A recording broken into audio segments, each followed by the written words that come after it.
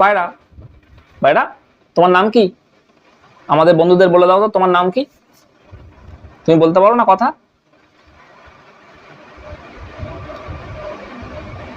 বলবে না তোমার নাম, বলবে না? ওইখানে ক্যামেরা চাই, দেখো এইখানে ক্যামেরা আছে, তোমার নামটা বলে দাও।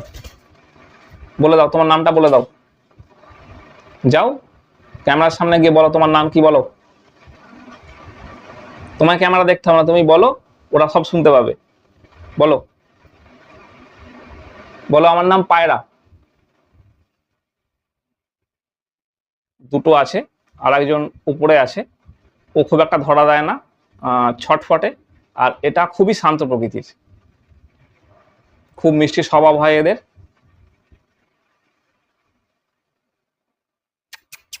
খিদে পেয়েছে? এরা তৈলাক্ত জাতীয় বীজ পছন্দ করে, ধান, গম, যব, ভুট্টা, ঘাসদানা, এছাড়া আরও বেশ কিছু খাবার আছে এদের, সেগুলো হচ্ছে বনজ বেশ কিছু তৈলাক্ত জাতীয় বীজ আছে, সেগুলো খায়। সব নাম আমি জানি না। পায়রা হলো শান্তির প্রতীক।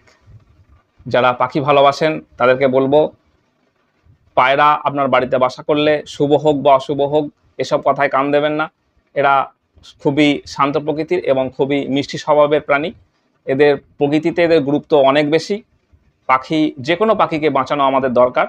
তো আপনারা চেষ্টা করবেন পাখি পক্ষীদের বাঁচানোর, এবং আপনার বাড়িতে যদি কোনো পায়রা বা অন্য কোনো পাখি আসে, তাকে খাদ্য সামগ্রী মানে দানাশস্য যা আছে, চাল, ডাল, গম বা অন্য কোনো বীজ যদি থাকে সেগুলো দেবেন, ওরা খাবে।